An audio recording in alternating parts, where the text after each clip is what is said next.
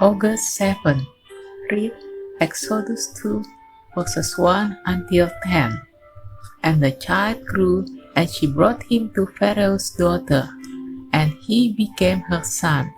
So she called his name Moses, saying, Because I drew him out of the water. Exodus 2, verses 10.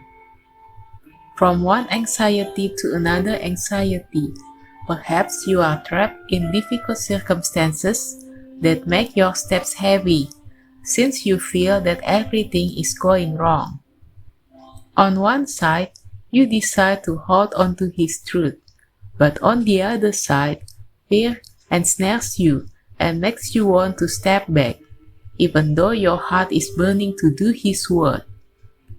If that's what you feel tonight, do not quench your burning spirit, but take a step of faith by following the movement of His Spirit, so that the shadows of fear will sink in His shining light. Actually, there is a big risk overshadowing our obedience to His word, just like Moses' mother, who dared to break the commandment of Pharaoh by hiding her baby.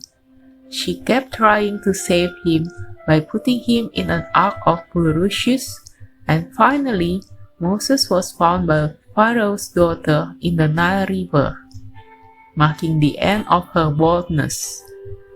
What His Spirit has put in our hearts will not lead us astray.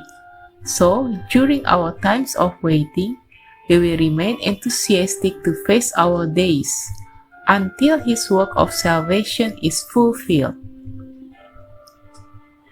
Daring to bear a risk does not mean that we exalt the Lord but act recklessly. Instead, under His Spirit's guidance, with confidence, we do the right thing in His eyes and put aside our overwhelming worries. Your sacrifice to defend His truth will not be in vain. Instead, it will have a sweet ending from the Lord who works silently.